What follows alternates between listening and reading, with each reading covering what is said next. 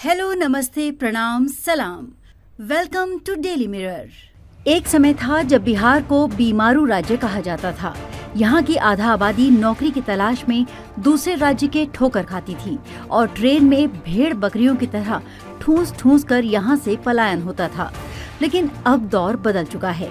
न सिर्फ अब लोगों को राज्य में ही अच्छी नौकरी मिल रही है, बल्कि अगले एक दशक में बिहार देश के विकसित राज्यों की लाइन में सबसे आगे खड़ा नजर आएगा। इसकी बानगी अभी से दिखने लगी है और सिर्फ चंद सालों की मेहनत और कोशिश के बाद बिहार ने ग्रोथ के मामले में गुजरात को पीछे छोड़ दिया है।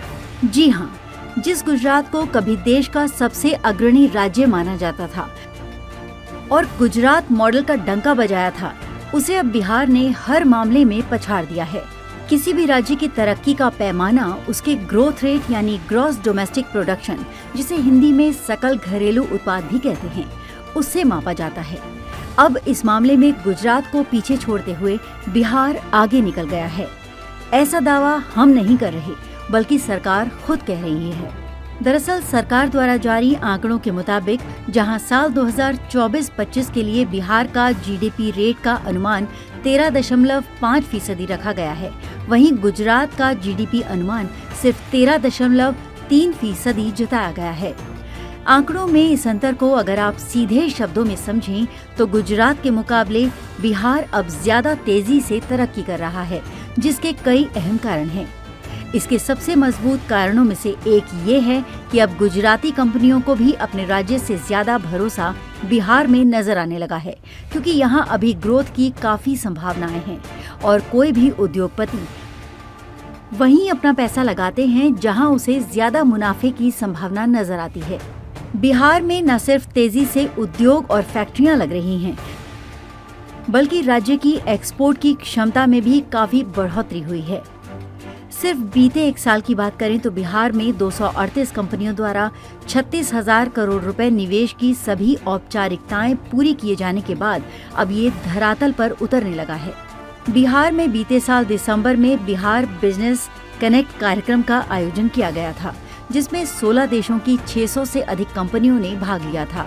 इसमें 278 कंपनियों ने 50,530 करोड़ रुपए के निवेश के लिए समझौता ज्ञापन यानी कि MOU पर हस्ताक्षर किए थे, जिसमें से लगभग 36,000 करोड़ रुपए का निवेश सभी औपचारिकताओं के बाद जमीन पर होने जा रहा है।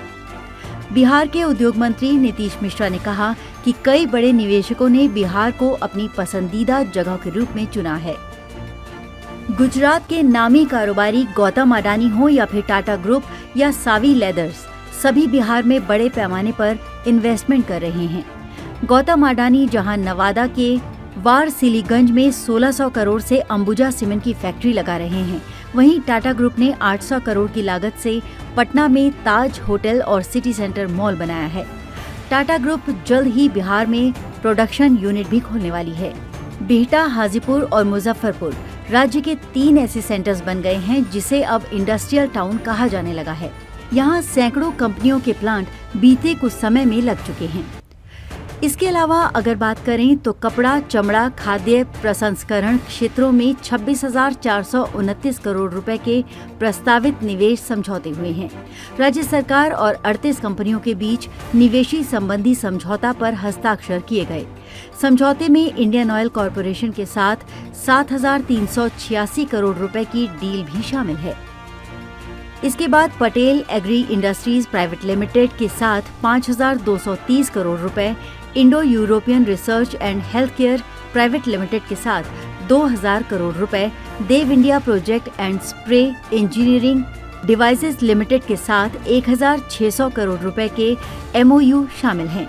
इतना ही नहीं, सॉफ्टवेयर की फील्ड में अपनी धाक रखने वाले दक्षिण भारतीय राज्यों को भी अब बिहार चुनौती देने के लिए तेजी से काम कर रहा है। राज्य में IT सेक्टर को बढ़ावा देने के लिए सभी जिलों के आधारभूत संरचना को विकसित किया जा रहा है, जिससे IT सेक्टर के उद्यमियों को आमंत्रित करने और निवेश बढ़ाने में सहायता मिलेगी। अगले साल तक IT सेक्टर से 2,000 करोड़ रुपए का निवेश लाने की तैयारी हो रही है, जिसमें SCL और इन्फोसिस जैसी बड़ी कंपनियों ने पटना के IT पार्क में अपना दफ्तर भी खोल दिया है। अमेरिकी कंपनी टाइगर एनालिटिक्स ने भी हाल ही में पटना में अपना नया ऑफिस बनाया है। राज्य के आईटी मंत्री डॉक्टर संतोष कुमार सुमन के निर्देश पर विभागीय अफसरों ने आईटी सेक्टर से जुड़ी और कंपनियों को आमंत्रित करने का प्रस्ताव तैयार किया है। विभाग का अनुमान है कि यदि अगले साल मार्च तक 2000 करोड़ रुपए का निवेश आईटी सेक्टर में लाने की सफलता मिलती है तो इससे प्रत्यक्ष रूप से 20 से 22 हजार लोगों को रोजगार मिलने की संभावना है। बता दें कि इसके लिए सरकार दरभंगा और भागलपुर में तेजी से आईटी पार्क के निर्माण को पूरा करने में जुटी है, जहां कंपनियों को प्लग एंड प्ले की सुविधा मिलेगी। इसका मतलब ये हुआ कि वो वहां सीधा बिना ज्यादा खर्चे के अपना कारोबार शुरू कर सकते हैं। आज के लिए बस इतना ही। अगर आपको ये वीडियो पसंद आया तो इसे लाइक करें, शेयर करें, कमेंट करें और अपने चैनल को सब्सक्राइब करना ना भूलें। मिलेंगे कुछ और नई जानकारी के साथ। तब तक आप देखते रहिए डेली मिरर।